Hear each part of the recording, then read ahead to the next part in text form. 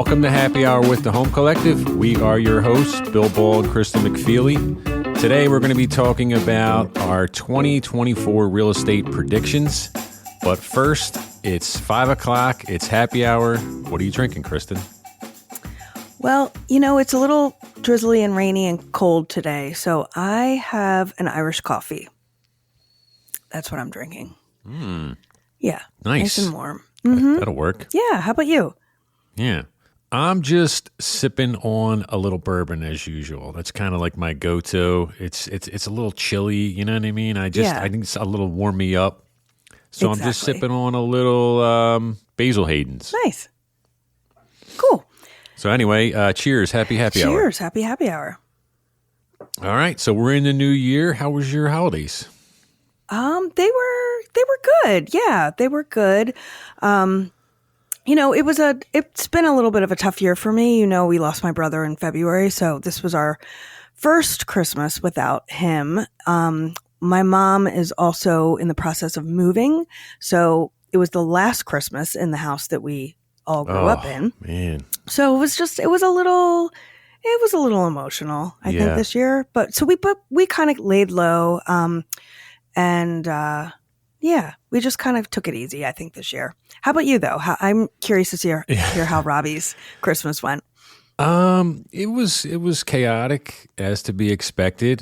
This was the first year where he really understood Santa and Christmas and gifts. So it was bedlam for like days leading up to Christmas. He was getting out of bed every few hours and going downstairs and looking under the tree for gifts. Aww. So he didn't understand when exactly Christmas was, but he knew Santa was coming with gifts. Yeah. So he took it upon himself to just go check, which is always awesome. You know, at 3 a.m. when you just hear this little pitter patter and you know what's going on and you just have to get up and come on, Robbie, let's get back in bed. Not tonight. It's not. Good thing tonight. Sheena doesn't listen because she'd be the one. She's always the one that's getting up anyway to go get him back in bed. But it was good. He got crushed with gifts. It's ridiculous, man. I mean, I'm happy that he's happy, but you always have that little concern of like it's too much. Like we didn't give him we just gave him a couple things because we knew.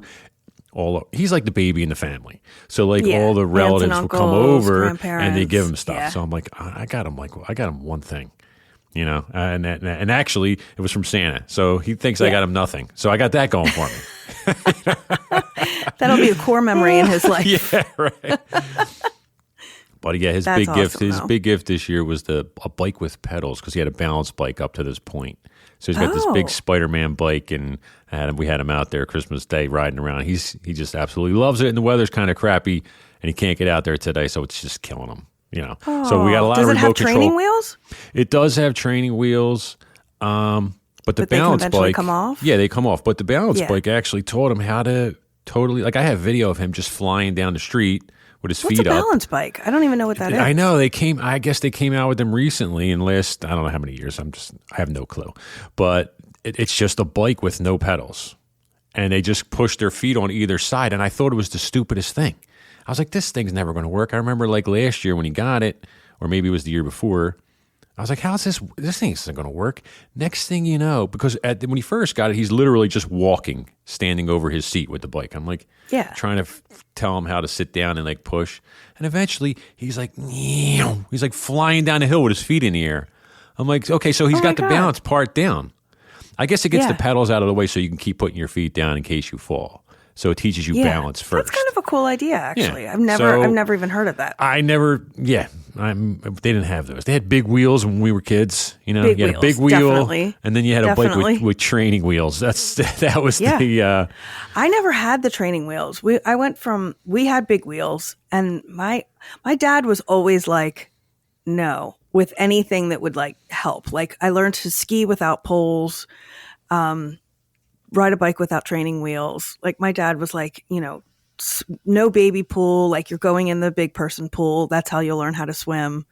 Yeah. So he was that dad that just threw you in the deep end? Yes. 100%. He was there. I could never do that. He could grab me. I know, definitely. but still. Oh, I didn't have any of those. I didn't have any of those things that are helpful when you're learning. God. Yeah. That's funny. Yeah. Bill, I have a question that I have to ask before we dive into our listener question today. Did you watch It's a Wonderful Life? You did not. I can tell by your face you did not. I am almost done. What do you mean almost done? Well, You're watching it more than one sitting? Yeah, I can't. Yeah, that's just how it is anymore. I barely make it through a movie in one sitting. I know. So I put it on for maybe 15 minutes at a time, and then I'm on to something else. But how do you even watch a movie that way? I've been watching a lot of movies that way. Don't you sort of forget what you just saw and like? No. Mm-mm. Oh. No. So I'm about halfway through, maybe a little bit past the halfway point. And what do you think so far? It's like you're reading a book. I like it. All exactly. Right. That's exactly how it is. When you put a book down, you come back and you pick it up and you pick up right where you were. So it's I find myself doing that with the older movies. Not so much, not that I watch any new movies anymore, but the old movies, like I watched, this is funny. Recently I watched From Here to Eternity. And that might take 2 sittings.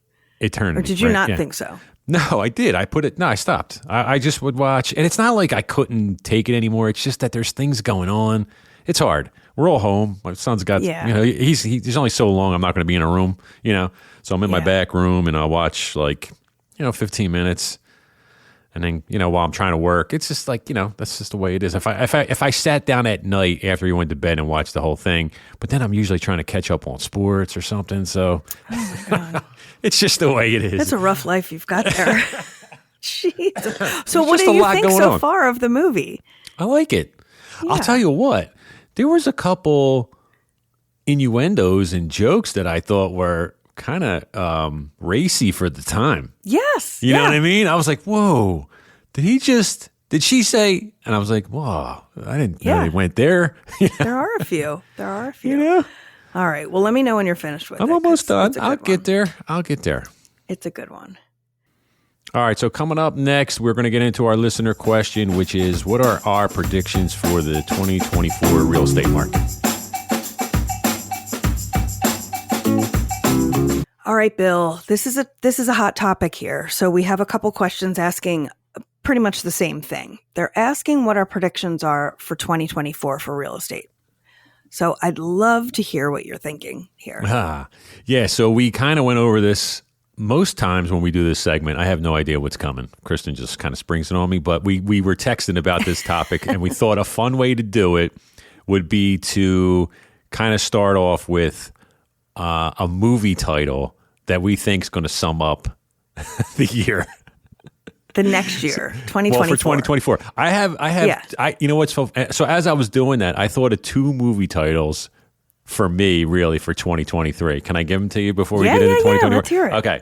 Here's my 2023 recap. I worked with a lot of buyers in 2023. Disappointed buyers. So 2023 for me was Mission Impossible. That's good. That's what it was. And my runner-up title, because this was more of really what was just going on, at least in the Philly area, The Burbs. Yes. Because we talk about The Burbs. That's a good one. We love that movie. We had a ton of people fleeing to The Burbs this year. I mean, right? Wasn't The Burbs just insane?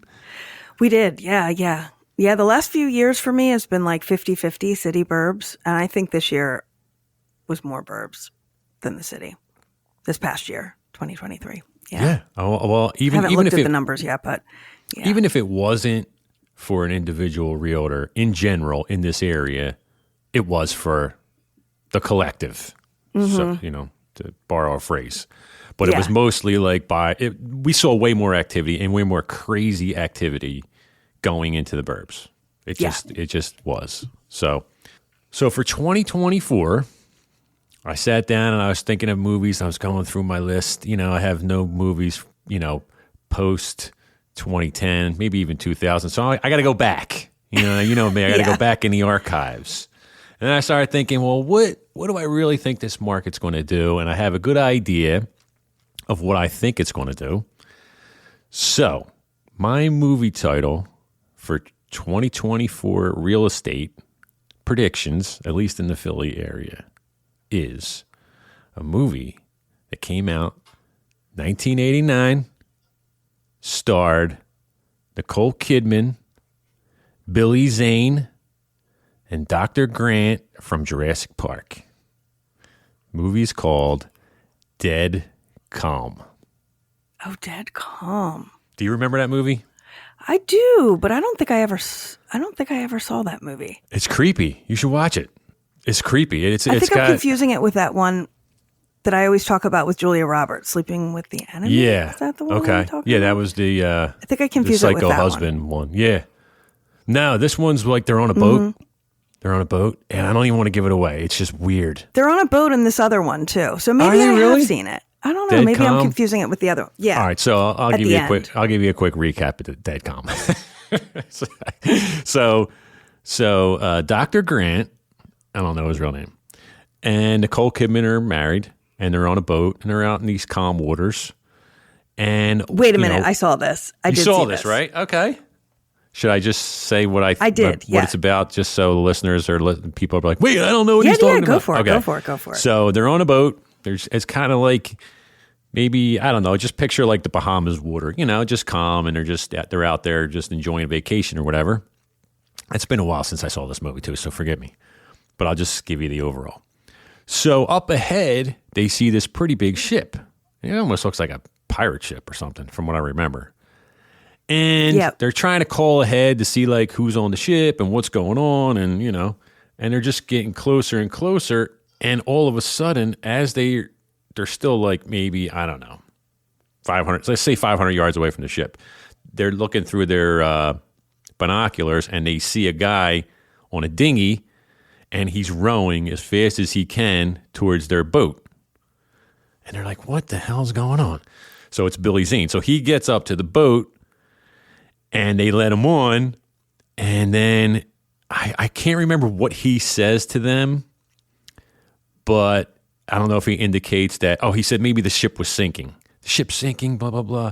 So Dr. Grant gets in the dinghy and tries to go over to the ship to go check it out. Big mistake. So there's some crazy stuff going on the ship, and then he left his wife on the boat with Billy Zane. Yes. Who's not such a nice guy. It. Yeah. No. So anyway, that's the movie. Yes. For anyone who wants to check it out. I have seen that movie. Yeah. So the reason I think it's Dead Calm. That's actually a good title. That's a good title. Okay. So what I think is going on in 2024 is just not much.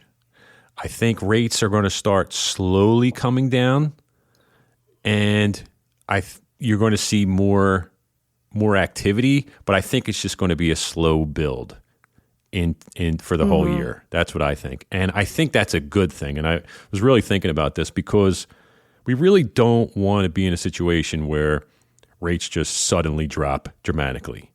We don't want that, because if that happens, the market's going to go crazy, and it's going to be another feeding frenzy, and it's going to drive home prices up again.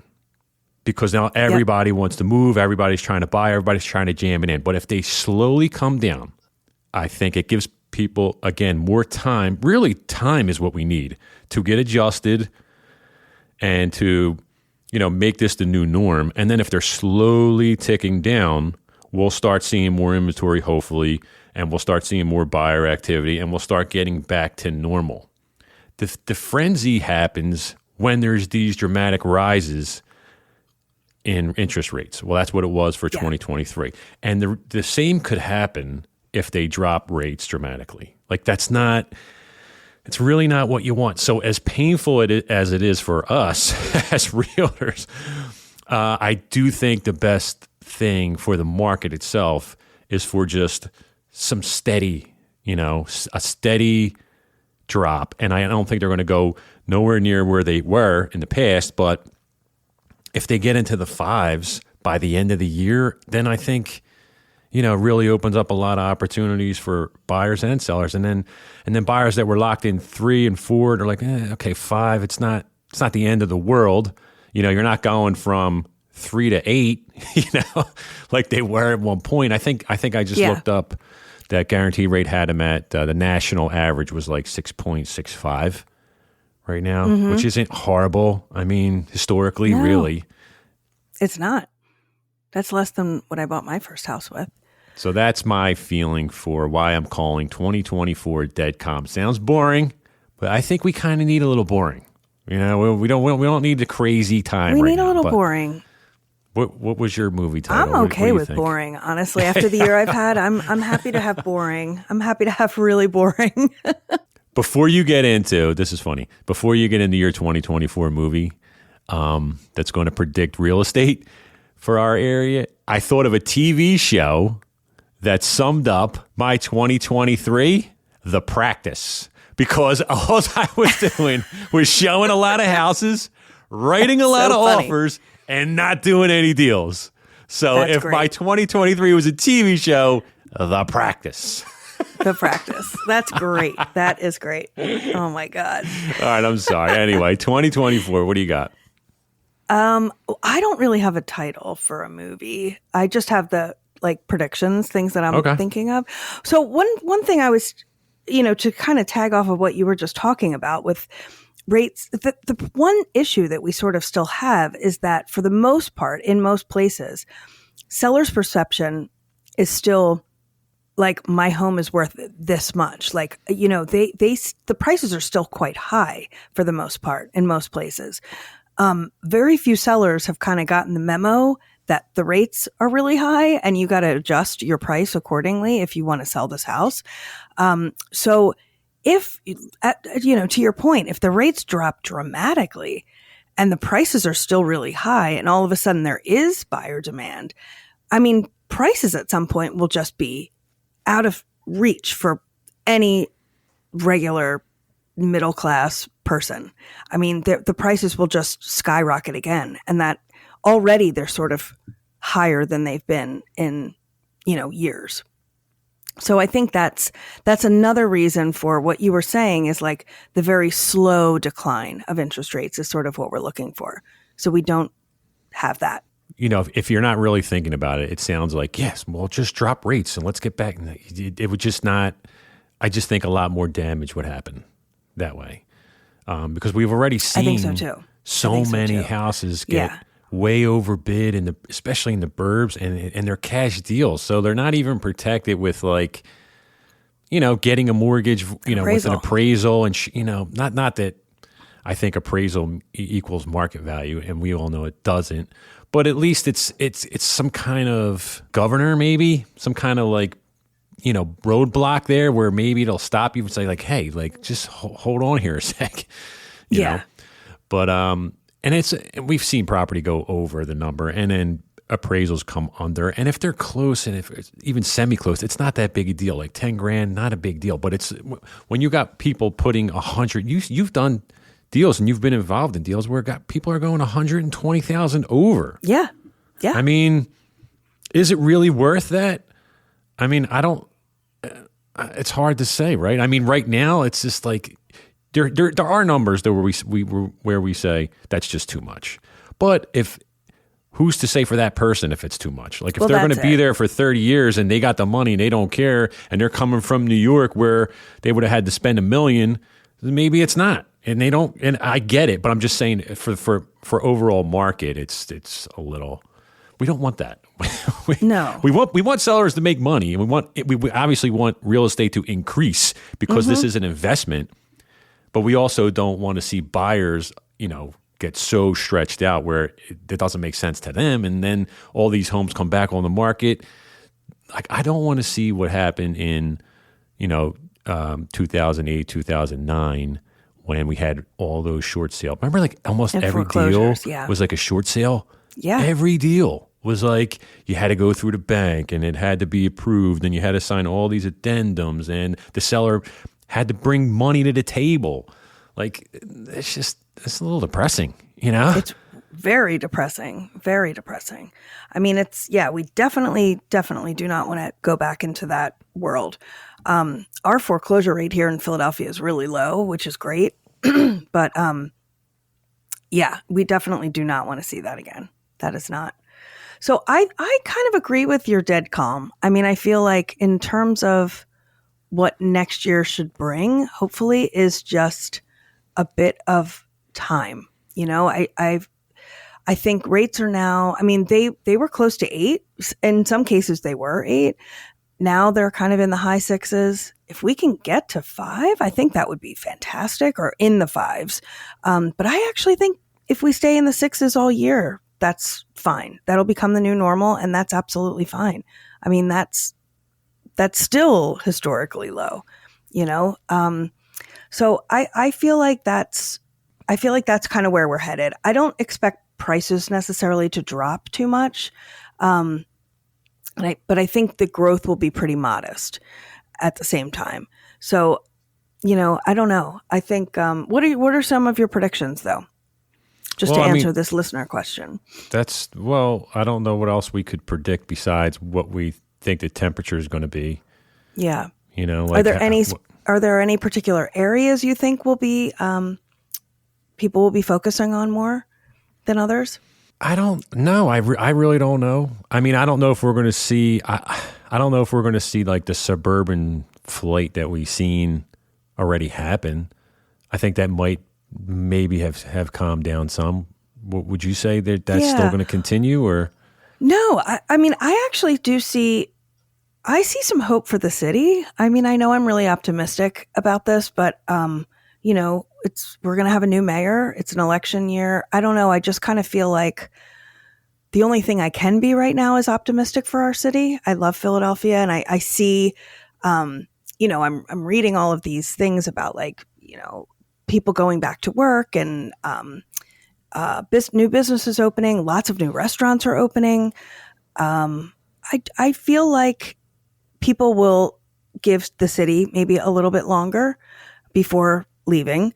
And I do think that some people are coming back. I mentioned to you in, I think, the last episode that I'm working with someone who's retired, lived in Jenkintown, lived in the suburbs her whole life, and is now like in her mid 60s or so, kind of young retiree, and is excited to make a new life in Old City. So she bought this really cool condo, and she's going to be living in Old City. So I don't know. I feel like I'm very hopeful for our city in 2024. I'll put it that way. I'm very optimistic, and I'm hoping that we don't have that flight, and that we really do have, neighborhoods that people are excited about again, and a downtown that people are excited about. And so, yeah, that's my prediction. I hope that I'm right on that one. By no means am I saying that no one wants to live in the city, but I think the majority of the activity we saw, and it really stemmed from going back to COVID, was more space. So everyone that was in, no matter what space you were in during COVID, you needed more. So everything was relative to that individual. So even if you had 2,000 square feet, a giant 2,000 square foot, new construction townhouse in the city, during COVID, that started to look small to you.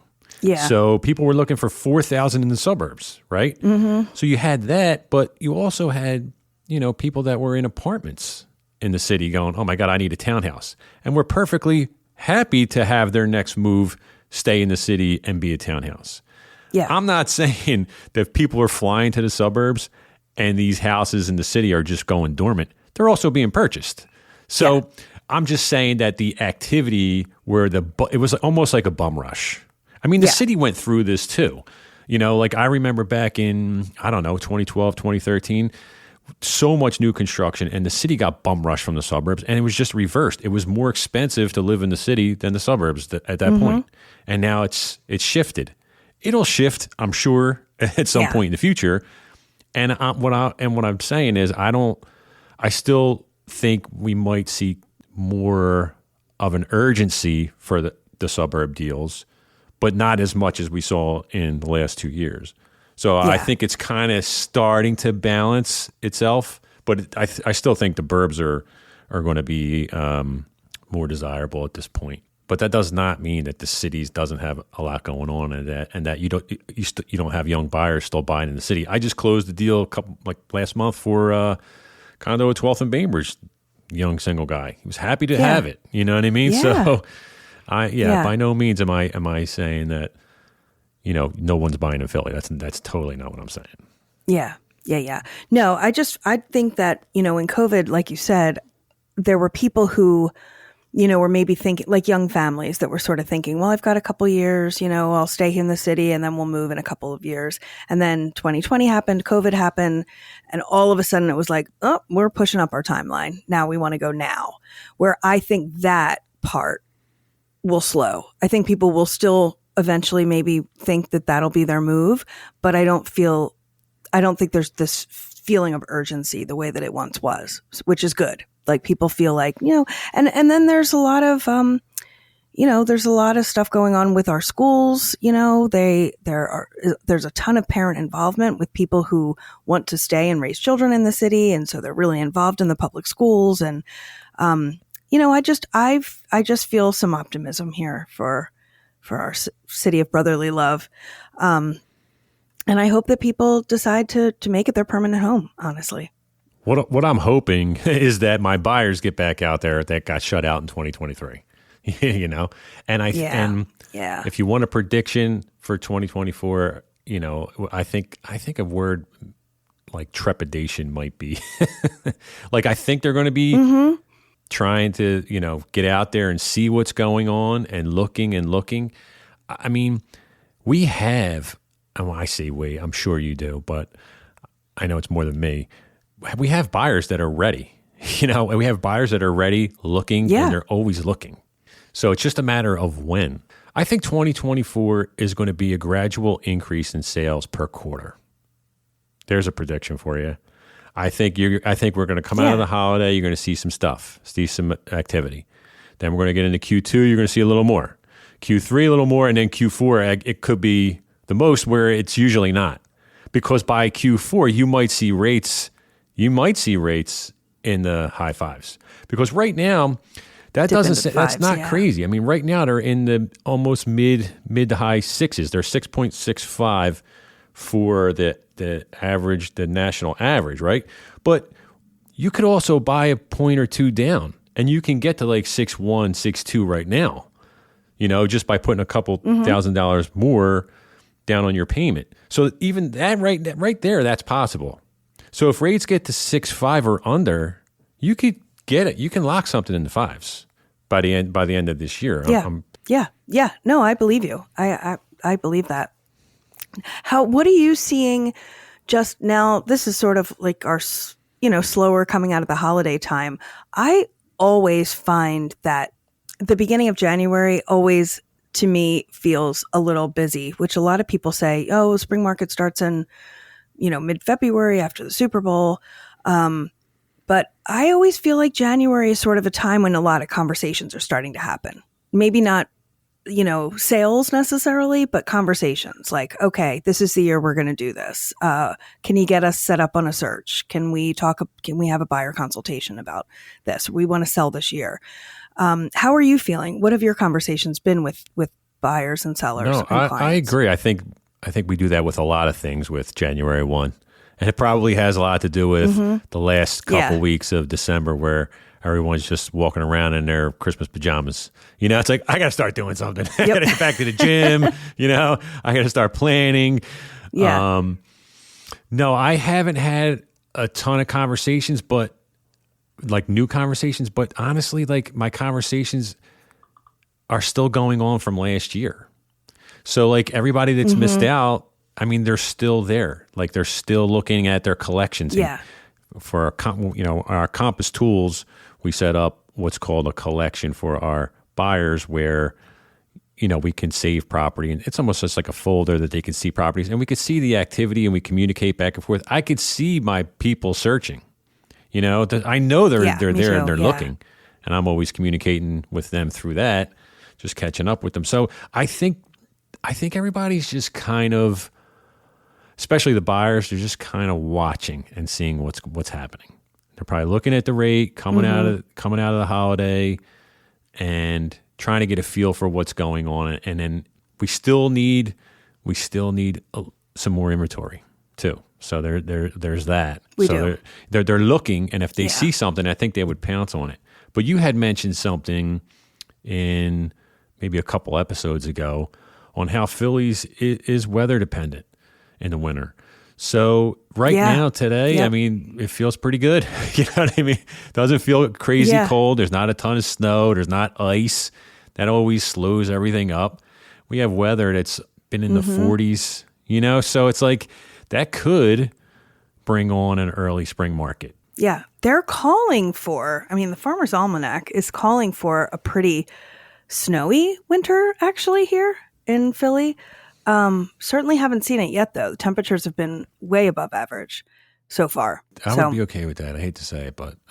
Yeah, I'm actually okay with it. I love snow when I have nowhere to be. And I could just sit in my house with my hot cocoa in your house. and You love look a at snow it. load. You like to truck it. down to the, walk down to the corner bar and sit there and drink. Yeah. I do. With your snow boots on. I love it. I know. I love it. But, this business doesn't exactly stop. And I feel like the moment it snows, someone's like, I need to see this property.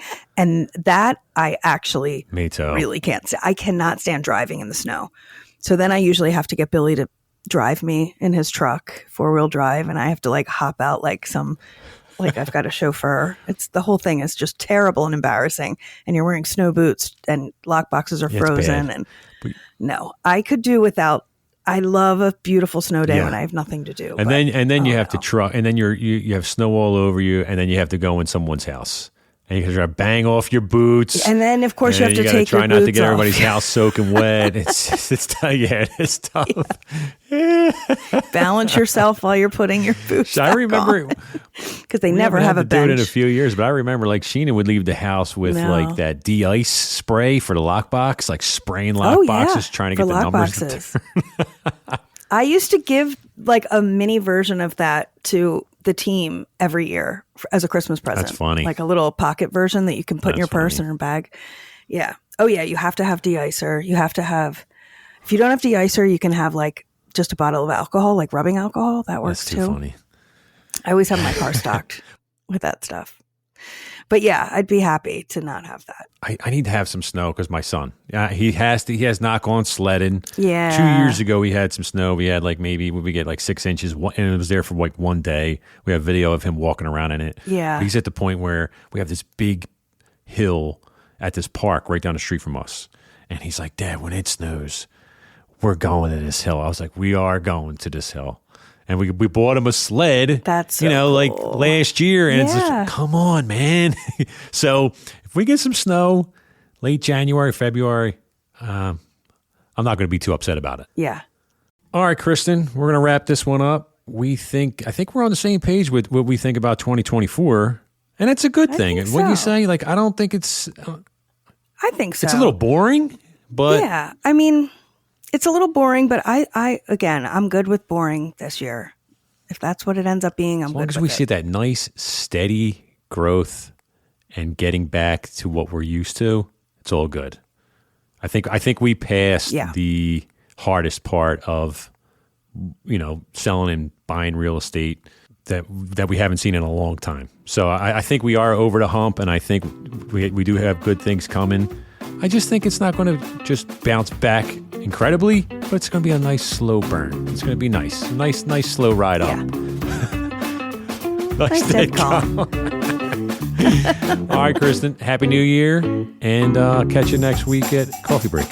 All right, sounds good. Happy New Year.